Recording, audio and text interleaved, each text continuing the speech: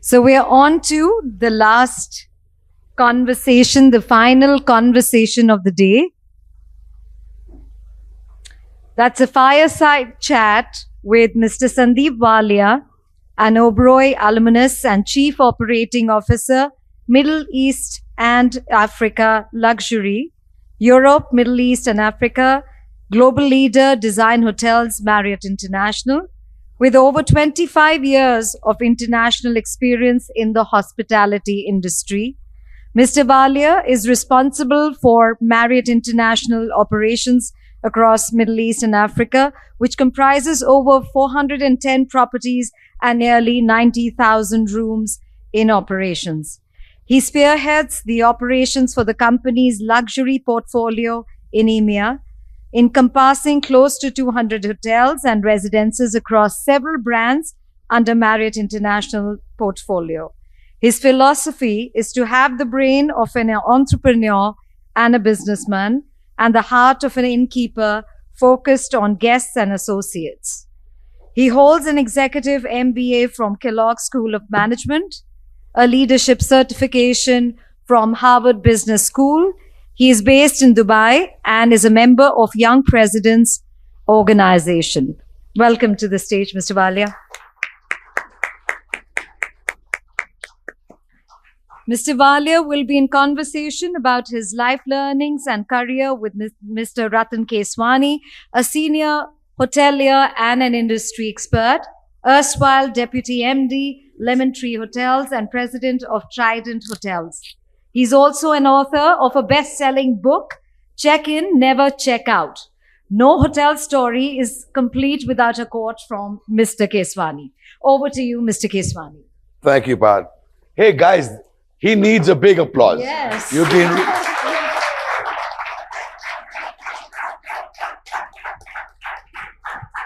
I mean, I'm sure you'll agree, many success stories of the Oberoi system, and other than the promoters in the room and otherwise, Sandeep's really been our star.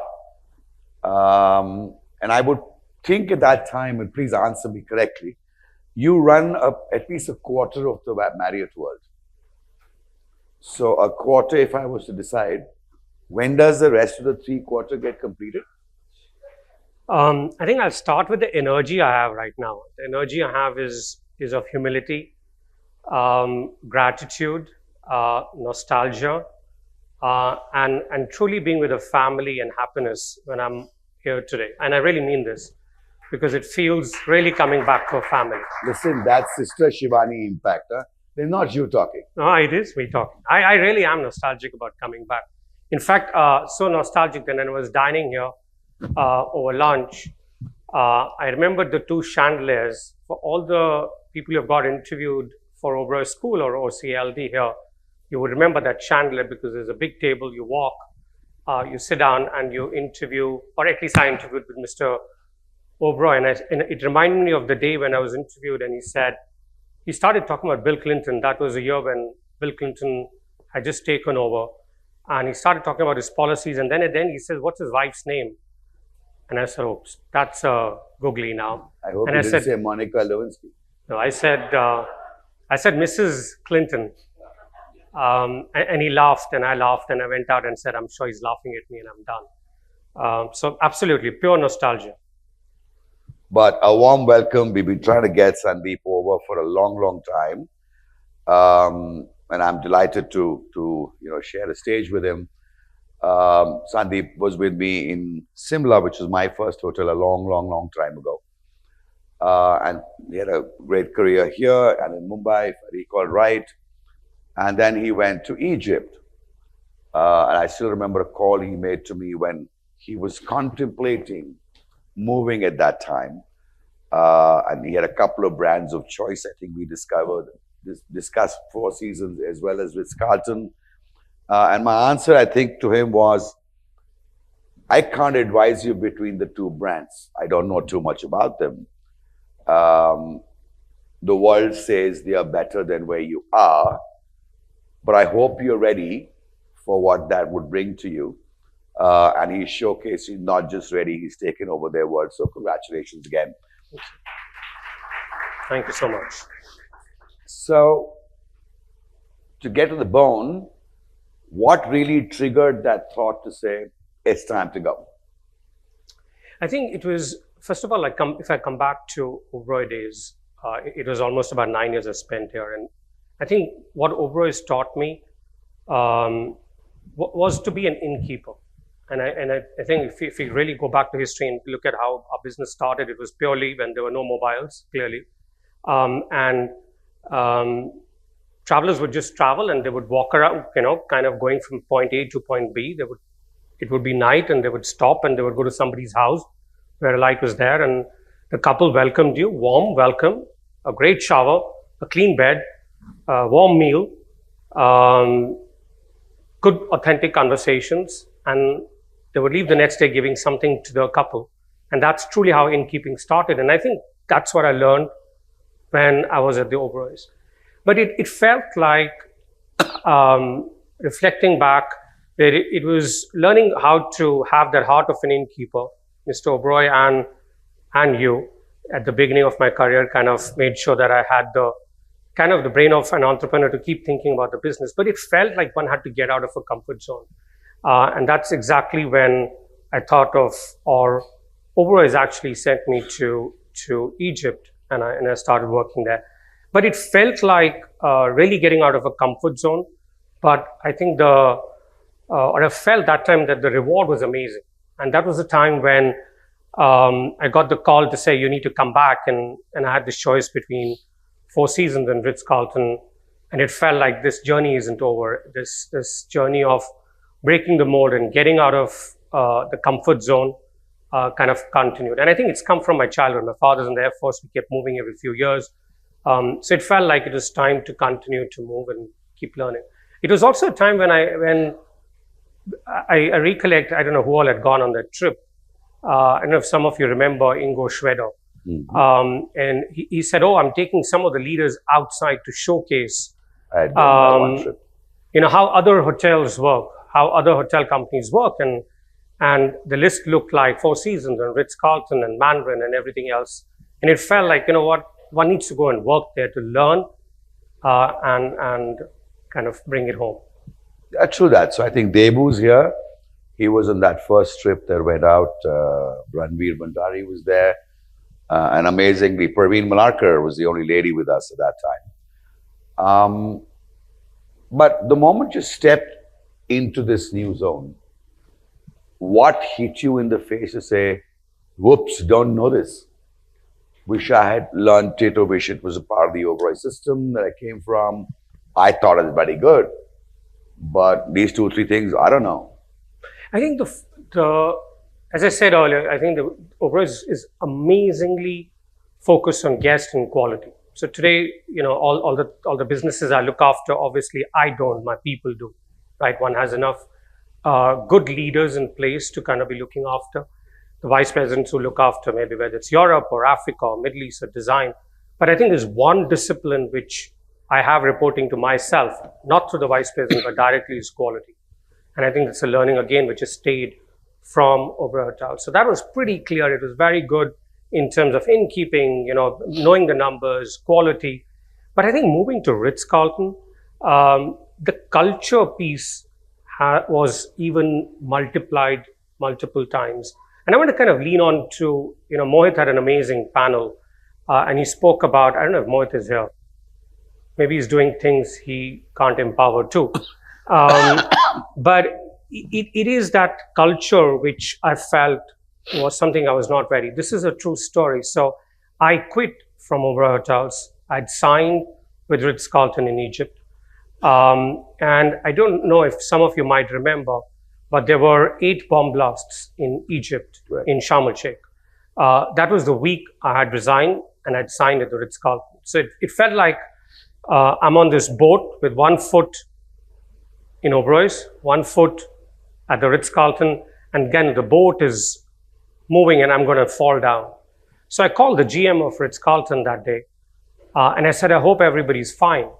And he said, I know why you're calling me. Your job is safe. And that was the start of that culture where people focus is so important. So I think somebody spoke in that panel about the fact that the culture will be the most difficult to maintain, and it is. And I don't know how we will do with time, Mr. Keswani, but I do want to share one story, if I may. Sure. I had the good fortune of spending 3 days with Mr. Marriott. So Mr. Marriott is today 94 years. We celebrate 100 years of Marriott next year. We're going to open our 10,000th hotel in June. I'm just trying to bring it to perspective, not selling the Marriott brand. We're going to open the 10,000th hotel in May or June. He was coming to London and to Vienna. I was that time looking after the Europe market. And our president said that she said, I'll receive him in London, spend a day and a half. And Sandeep, I want to give you the opportunity to spend a day with him and the CEO at that time in Vienna. I was super excited, but guess what I did the next? Any guesses? Mr. Marriott is coming. I'm going to spend a day and a half. He's like a bit like how Mr. Oberoi was. You need to know every number. So, of course, I block 1 week and I say, I'm going to know every number on earth. He is about to fly to London and he calls and he says, I've changed my mind. He wasn't keeping good health. I'm going to do only Vienna for 2 days. Great news. I think I didn't follow anything that was said in the previous session of 8 o'clock, disconnect, 10 o'clock, sleep, get up in the morning and meditate. I did nothing, of course, but I slept for 2 hours, remembered all the numbers, and he lands and he says, we just launched the Moxie, and he says, Sandeep, how's the Moxie doing? And I said, oh, shit. I explained to him that I only look after luxury and so on and so forth. But he said, long story short, what are you doing tonight? Are you free for dinner? Mr. Marriott, that time 88 years, 87 years old, almost getting to the 95th year. Maybe we were at 8,000 hotels at that time. And that owner is saying to me, what are you doing this evening? Are you free for dinner? What would I say? Bloody hell, yes. Right? So we kept that evening free for him, but he said, let's do it together. So of course, what do I do in the next 3 hours I have? Read the numbers again. Read the numbers again. I read the numbers, I get to know the Moxie number, I sit down for dinner, and I said the Moxie has this occupancy and this ADR, and he started laughing. We spent the next 2 hours over dinner, and all he spoke to me was family, myself, what I've done, Oberoi Hotels, because I started here, and what did Oberoi teach me? And we continued. And I said, thank you, this has been one of the best dinners. And he said, you are family, and I need to know you. The story doesn't end here. In the reflection was COVID. So I took over as a CEO for Middle East during COVID. And as soon as travel opened, the first thing to do was I told my vice president for Saudi Arabia, which I'd never visited, I said, back it up. I have 1 week with you. I want to see as much as I can on Saudi Arabia and learn about Saudi. Today we are about 100 hotels there, but that time it was half of that. He truly packed it up. And I did have a bit of a cold, and of course checked it's not COVID. I had 30 minutes break. I go to the room, and what I was going to do, I was going to check emails, right? 30 minutes, take a break, check emails, reply to missed calls. But I go to the room and there is this housekeeper who's left a note for me saying, we see you have a cold. You're family to us. Please take care of yourself. Go in the balcony and have this hot, it was hibiscus and hot water. And I did exactly that. And I reflected on the fact that Mr. Marriott taught me what family meant, what culture meant. And today a housekeeper taught me. So culture is between a housekeeper and Mr. Marriott. And I think that's the most important that any company needs to do. That if we want to form a culture, we'll all have to do it all together.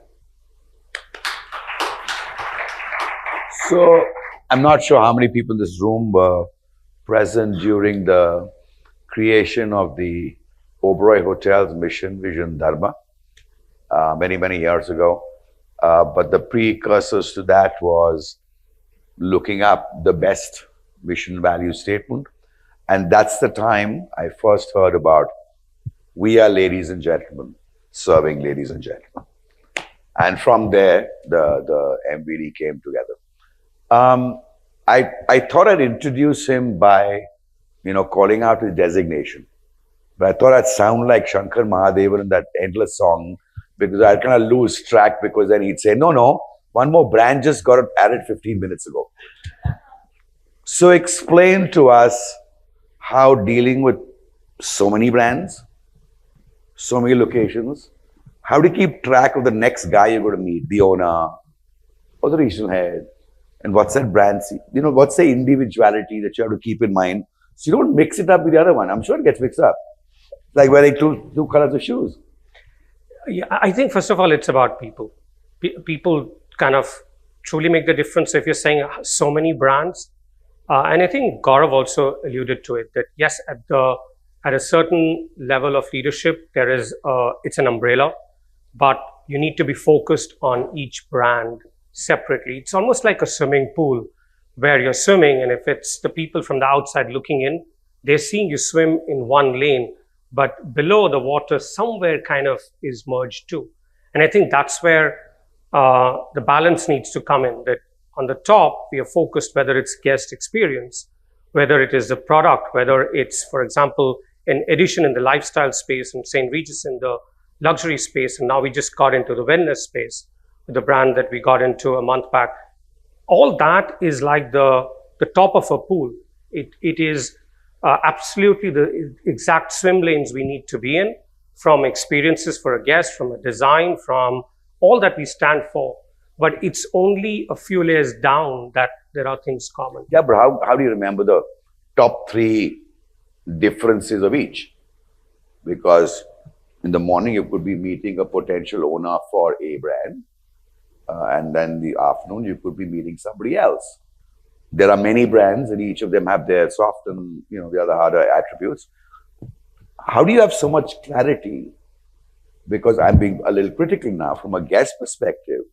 I don't think I understand the clarity so much one between the other. So I'm going to say is, how do you remember the critical 3 sentences that you can say, this is this, and I'm sure of what I'm saying? Yeah, I think first of all, the anchor is the guest focus. Let's take luxury for a minute. And then मेरे को aesthetics समझाओ, design समझाओ, में कुछ तो difference होगा ना. People show story तो ठीक है. Yeah, so I think if you look at it, if you had to go to a Bulgari hotel, any of us who have been to a few Bulgaris, and you go to another hotel, close your eyes and you open it, from a product, you're going to be able to make out the difference that it is a Bulgari because it is a certain design character. Yes, St. Regis and Ritz-Carlton sit in a similar category. Correct. But Edition would be completely different. A W would be completely different. So, but let's look at the first 3. So how would you kind of depict the critical difference? Because the overall layer of people and culture is the same. What's the critical difference for a pitch to an owner, the same city? What's the difference? Yeah, first of all, I go back to that story of what Oberoi has taught me about innkeeping. Right? It was that one traveler that the couple welcomed one night, right? And then, of course, we grew. Now we are big hotels, and the success is truly about kind of making sure that each guest experience is true to that innkeeping. So first of all, I think it's hotel by hotel. It has to be the general manager bringing everything to life in that particular hotel of what that stands.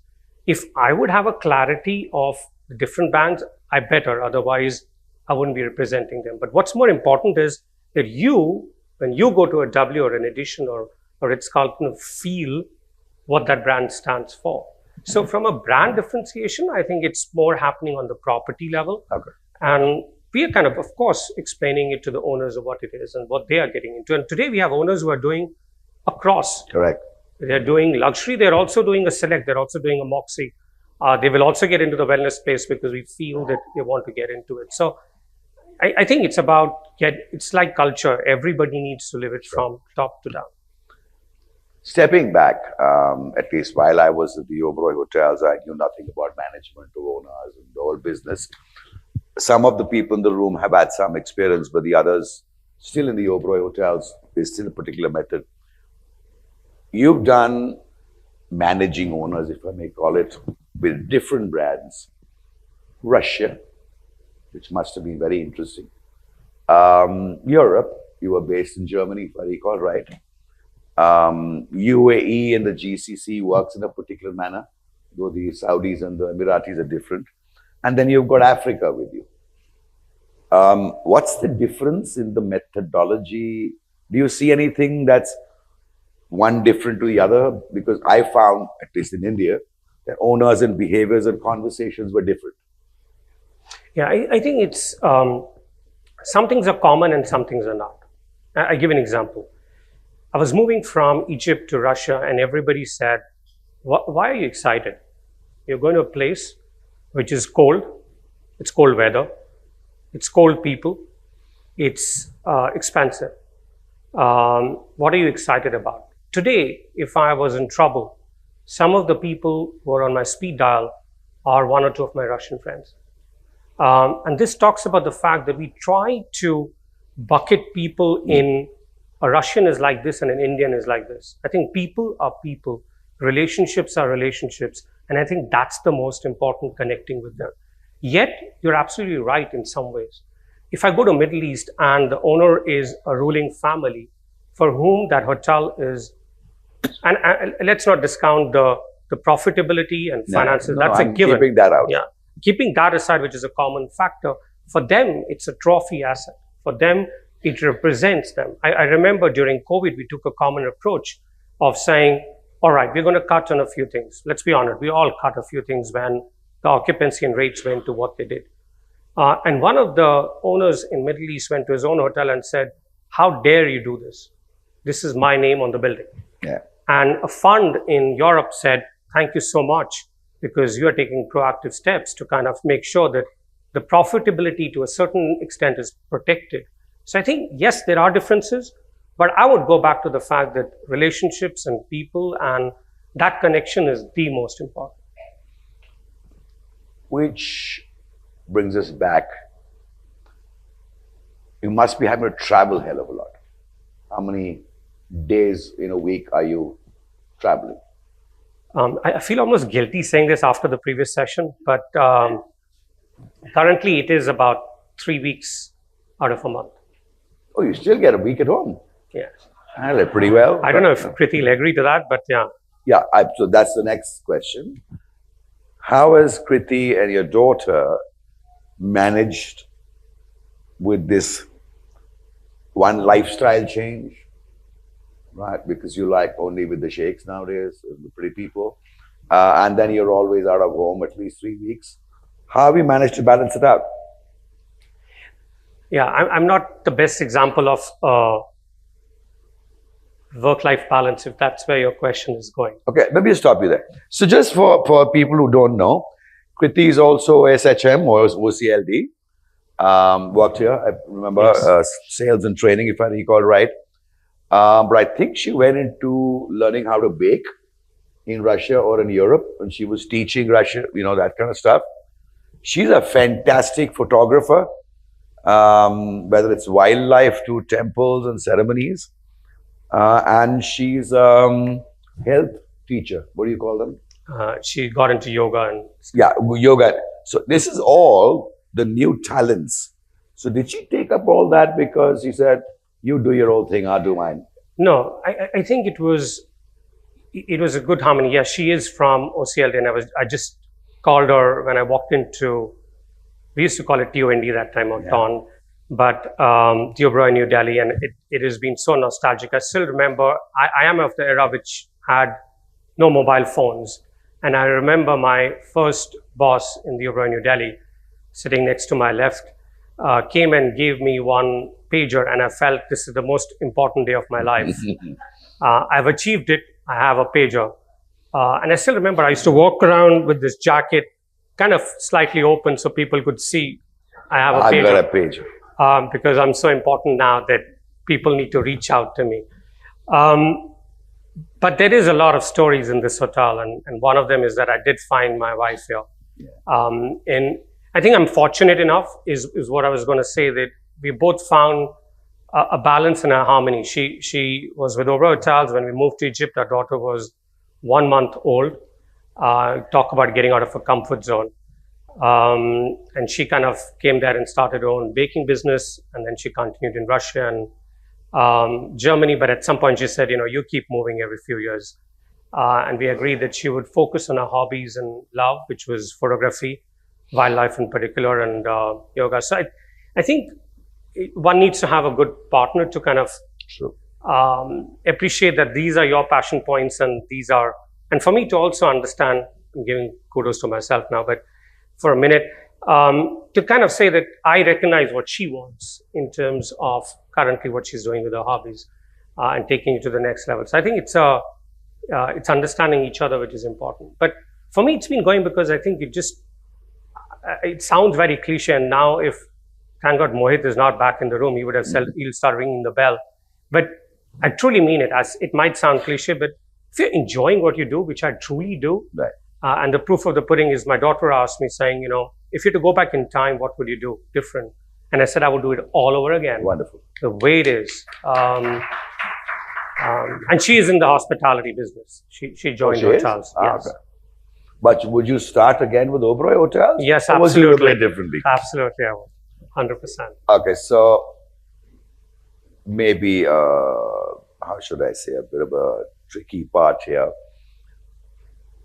If you had to give 2 points of learnings that you think would help people in this room, you may believe that, maybe they don't know it because the exposure. What could those two, as Ranveer used to say, pearls of wisdom would be, which would have them understand life of tomorrow and how they should do it differently? I won't say pearls of wisdom. It sounds very, but what worked for me, I'll put it that way. I think the first one is, again, an overused word. It's passion. And I just want to try to crystallize this word a bit because सबको आता है. Oberoi में काम किया सबको आता है यार passion. उसका मत बोलो. Next word. I'll continue on passion. And having done a bit of media training, I'll continue on what you want to say. And maybe let me just break that up a bit. Yeah, to your point. I think just to kind of not sound cliche. Let's take, sorry for being philosophical for a minute. Let's take water, and it's hot water and it's 99 degrees. If you put your hand into it, what would happen? Scald it. Yeah, you're kind of going to burn your hand, right? You're going to heat that 99 degree water 1 more degree, and it's going to be steam. And when we were young, trains were run on steam. That was the power of steam. So from burning your hand to moving to steam is just 1 degree. And I always try to say this to our teams, that it's that 1 degree is that passion. It is that one thing you're going to do more after listening to the previous session, which is passion. It's that one thing which maybe a housekeeper does to check a room 1 more time is passion. It's 1 more thing Mr. Oberoi taught us, or Mr. Marriott taught me, and which stayed with me, and that's that passion. So I think that energy, or that 1 more book we're going to read now, is what I think would be something I would say we need to take away. Whatever we do from each session, whatever we do from one day, whatever that extra thing that might be one thing a week, 1 thing a month, I think is passion, and that's what has kept me going. The second thing I would talk about is, again, I think somebody said it in the previous chat. I think it was Andy Cott who said about empowerment. I think it's a well-used word, but it's not practiced enough. And I think there's a lot of empowerment that happens like this. And I talk from experience. If you had to say, if my boss says to me today, president calls me and he says, I want to empower you to do whatever it takes to grow the business or do the right thing for whatever you're doing currently, I wouldn't have one thing I can tell him that I want to be empowered on. And I keep asking my vice presidents, and I say, what is that one thing I can do for you that I can empower you? And they say, we feel empowered. But I think the problem is cross here. Correct.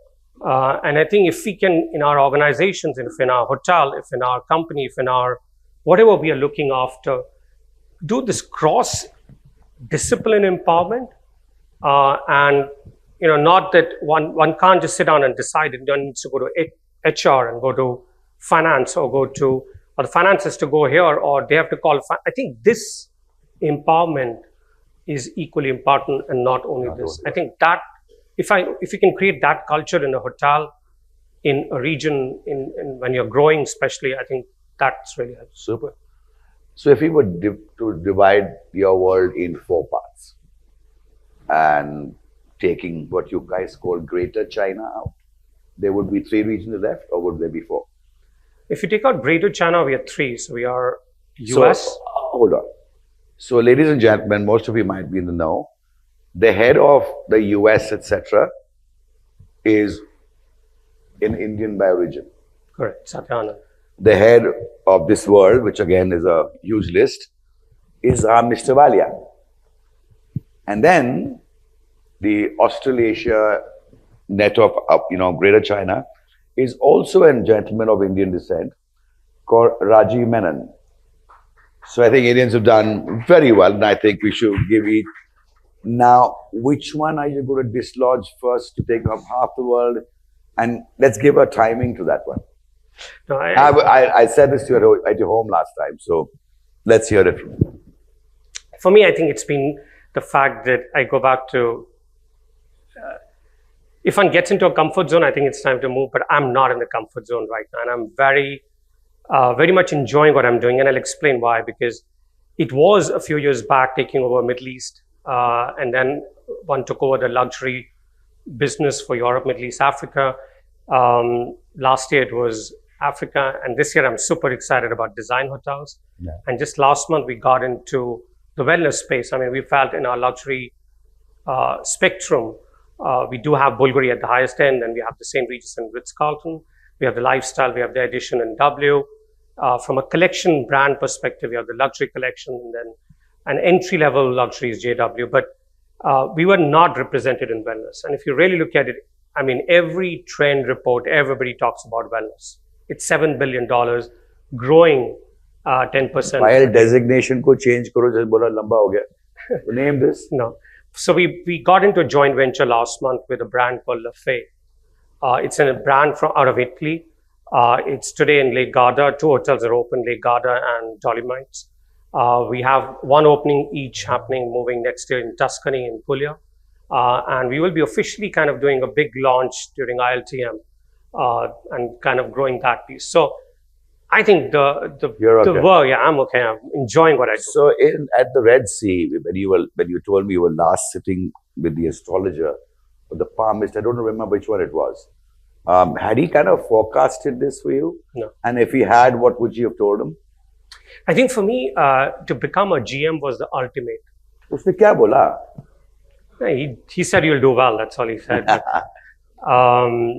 But for me, ultimate was to become a general manager. I cannot forget the day when I was in Moscow, Ritz-Carlton. I reached there.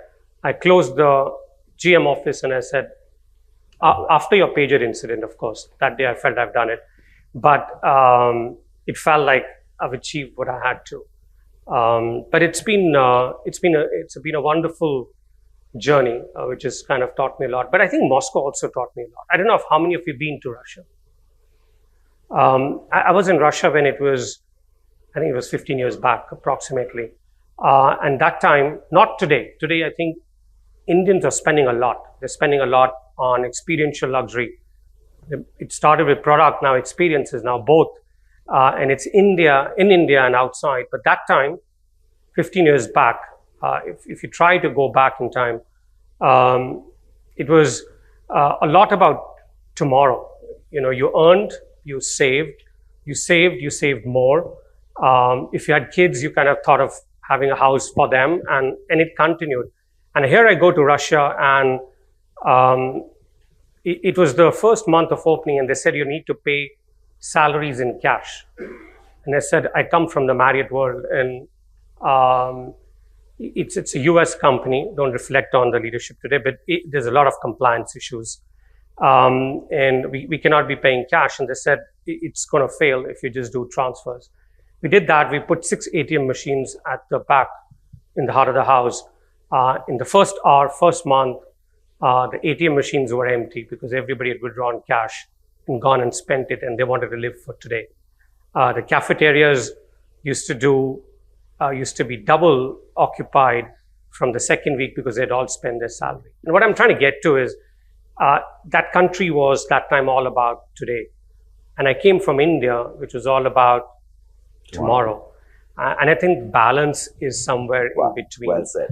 And I think that's the really important part, that we have a balance of everything. So when he was there, I remember he said, please come here. I will get you a great time in Moscow. You haven't seen St. Petersburg. You must have both together. Yeah, so that resonates. Ladies and gentlemen, any questions? Otherwise, I'll go on. Any questions from the audience, people who know him? Anything wicked to talk about him or say to him? Anyone? Yeah, sure.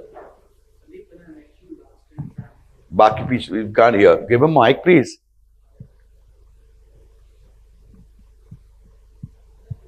Sandeep, that was very inspiring. When I met you last in Frankfurt, maybe 10 years back or so, I asked you, amongst all your batchmates and peers, you've risen the fastest. And I asked you, what is the recipe of your success? And you told me that, Samir, whatever I did yesterday was 99. Whatever I try to do today is where I try to score the 100. And again, the difference between steam and water again resonates today. Has anything changed, Sandeep, because you've elevated multiple times in the last 10 years in your methodology of achieving that success that many of us in this room aspire? I think most of the things have remained the same. I think it's about continuing to work on what it was then that made you successful. But I think I would go back to the balance. I spoke about balance of this living for tomorrow and living for today. But I think it's a balance of a lot of things. It's a balance of still having that hands-on leadership, that you're going to hotels and meeting your people, making sure that it's right. I think being ruthless about prioritization and being with the GM. But then it's also about empowerment. So anything's like, if you're going to a party, you can't be dancing the whole night. You're going to be tired. I think you're dancing on the dance floor, but you're going to the bar and having, I don't know why I'm giving an example of a party, but you know what I'm trying to get to, right? That you're on the dance floor, but you're also going and taking a break and seeing the dance floor from a distance. And I think it's this balance between empowerment, hands-on leadership. It's a balance of being for tomorrow and for today. And I think if one can kind of continue to have that balance in that zone, and nobody is perfect and it's impossible to stay always balanced, but as far as you can keep reminding myself, I found that to be helpful. Thank you. So, just before we go to the next question, I didn't talk about it. My first assignment as a GM was to open the Cecil, and I wasn't getting any help to get any executives, and I was kind of screaming and shouting. I was sent this young man only for 3 or 4 months, I think, if he's right. But the reason why I say that is a lot of how he expresses what he thinks is right was how he expressed at that time. And I met him, when I met him just now, I'm on the Facebook groups of some of the places we worked at. A lot of the Cecil people who are no longer with the Cecil, but they're names of their own, done very well. They always inquire about him. And I was chatting with them just about a week ago to say, I'm going to meet him. Now, they all appreciated this quality in him, which is carried forward. I can't say it gets improved because it's your DNA. So congratulations for keeping that string together. Anybody else for a question? Yeah, Ravish.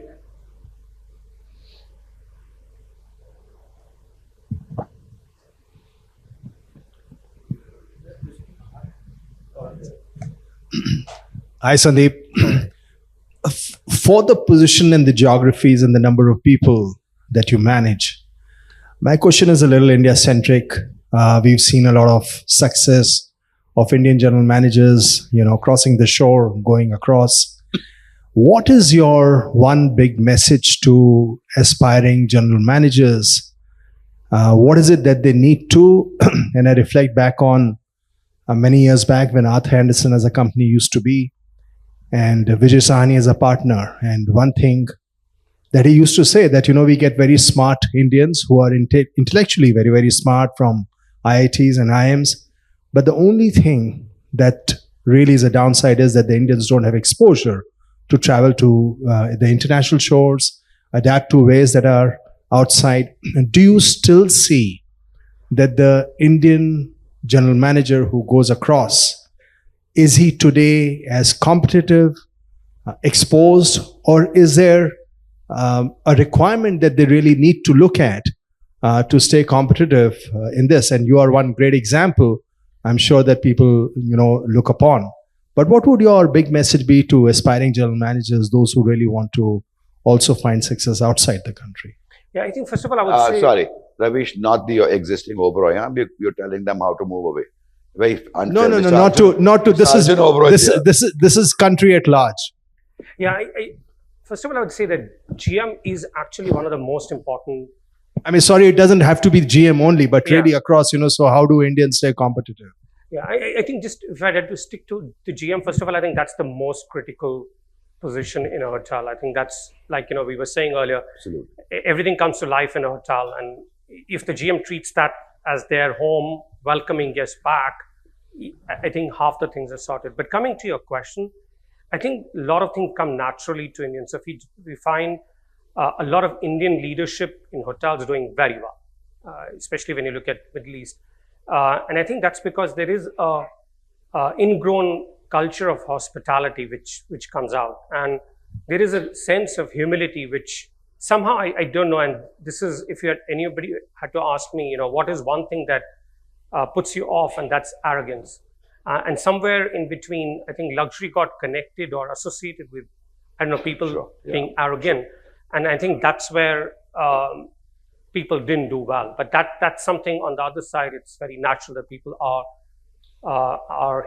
hospitable and full of humility, which come from here.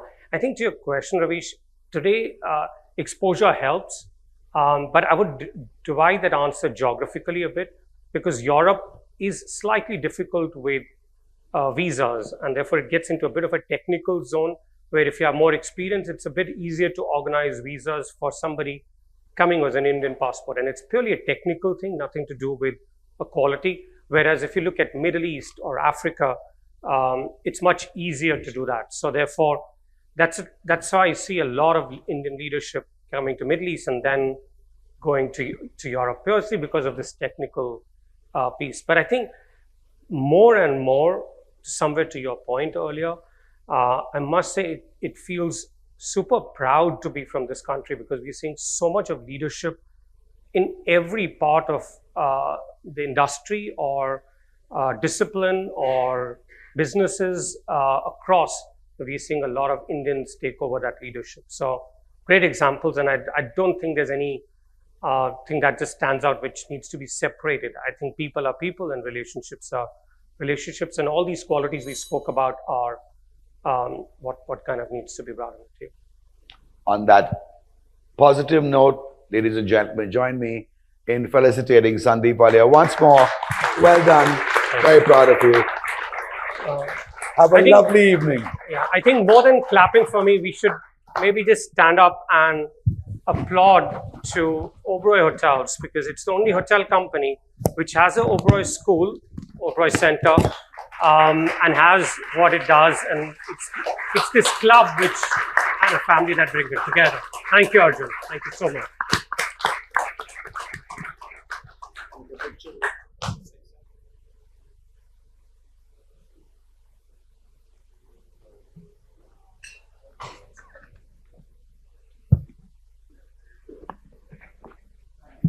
Thank you so much, Mr. Walia and Mr. Keswani, for that engaging conversation. Right then, I think as the curtain falls on this conclave for the 11th edition, connections made and insights gained are only the beginning. Today has been quite a blend of the best minds and powerful conversations. As we inch towards the last leg of the conclave, I'd like to sign off. It's been an absolute pleasure hosting you for the GHC 11th edition today. Thank you so much. Thank you.